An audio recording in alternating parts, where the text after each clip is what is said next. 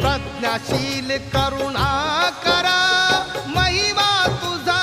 पार युगंधरा क्रांतीवीरा